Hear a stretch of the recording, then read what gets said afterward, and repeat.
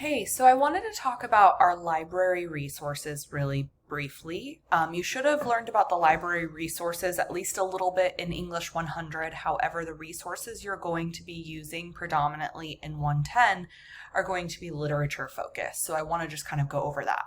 So in week 3 in our modules, you'll find library resources.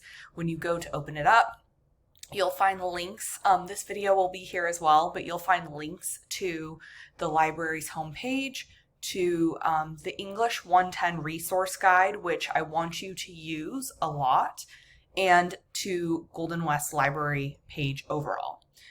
So I'm going to take us to the resource guide specifically. So this resource guide can be found within our library, so I can actually show you that really quickly. So you'd go to the library, and then on the left-hand side of our homepage of the library, you'll find research guides. And then for our critical thinking class, you're going to choose English 110, right? Critical thinking. So in this, it gives you a lot of great advice and resources, right? Thinking about your assignment, what is literary criticism, and all of that. They have tips for choosing topics that you can kind of look through. They also have a lot of search strategies. So some things I want to highlight here is when you're using the databases, you want to be a good researcher, right? So it's not only just looking for solid sources, but it's also using these techniques to help sculpt your search better. You can find books, use websites. It has information about evaluating sources, what are scholarly sources, what's a primary source versus a secondary source. Your primary source is going to be your literature you're writing about, whereas your secondary source is going to be the research you use to support your argument. So really quickly, I'm going to go into this finding articles. So these are going to be your core databases that you want to use the most for your papers, right? Literature Resource Center, MLA International Bibliography, Project Muse, Arts and Humanities, Academic Search Complete would be your last resource, because this Academic Search Complete ends up pulling a lot of research that's not related to literature. And you want to be trying to use resources that are already commenting on this literature and talking about similar topics that you're wanting to talk about. So really quickly, I'm just going to go into one of these databases. I chose the first one.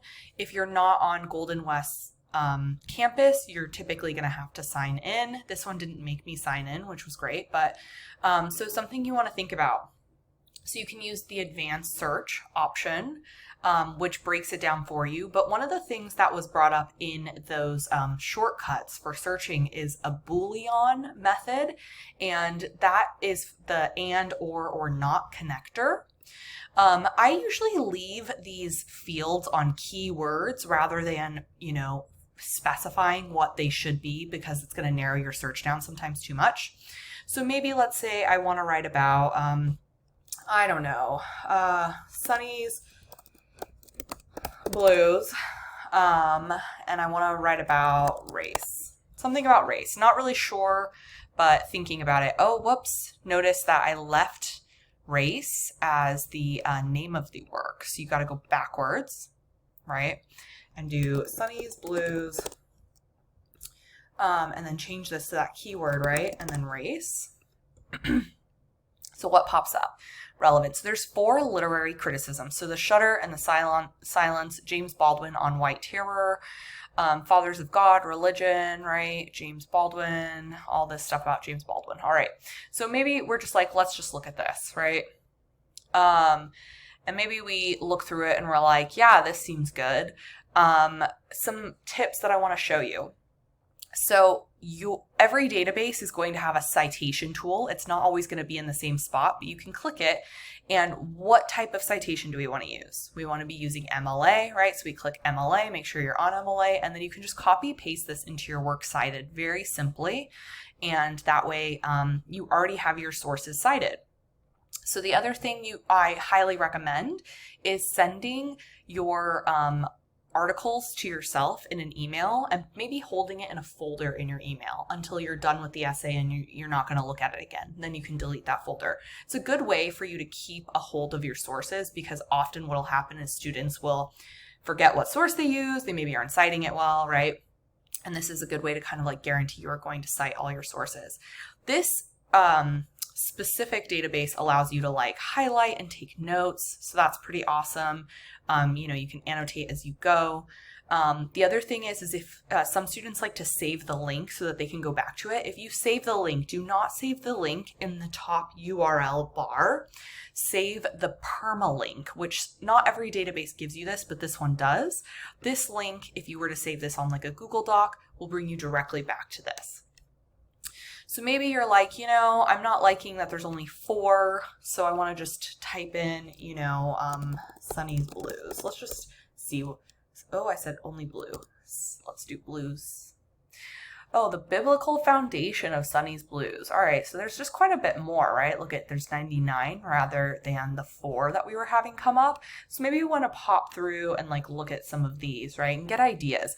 My suggestion is you want to choose which text you want to write about and you want to have some ideas going, but don't write your thesis until after you've done your research, okay? If you do your research first, that way you can really figure out, do you have outside sources to support your ideas, to use as a counter argument maybe to bring in.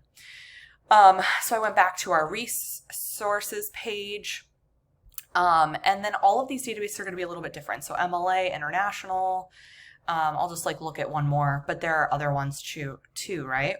So MLA International, it looks like it redirected us here. So some of our things can be a little interesting. So let's just look at Academic Search Complete because this one is the one that I'm most unsure about, right? For us. So with that in mind, I'm going to type in advanced search here because I want you to always kind of go into that advanced search. Notice again the Boolean options, right? So we could say Sunny's Blues and James Baldwin, since this isn't technically a literature one, and maybe we want to talk about race. Okay, so we're going to include all of this, right?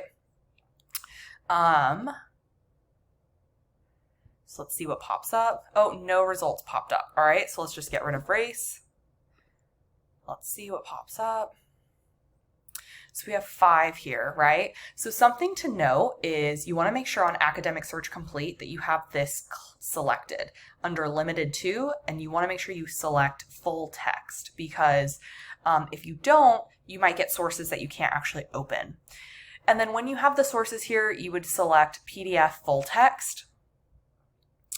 And you want to look through it. Maybe you're like, wow, yeah, this was a great one. And notice some of these sources are very long. So give yourself time to research. Start researching early rather than later, okay? And again, you can take the permalink. You can copy that permalink.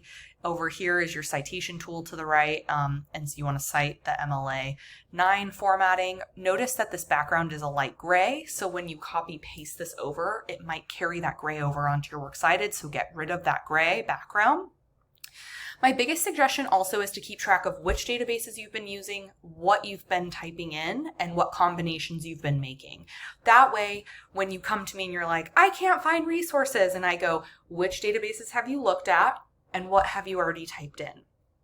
I can kind of know where you were, what you've done, and what to kind of guide you to do next, okay? So always make sure that you're keeping track of that. So in case you end up having issues finding sources, you can come to me and I can better support you, all right? So if you have any questions while you're navigating these resources, do not hesitate to reach out and ask me. I'm always here and happy to help.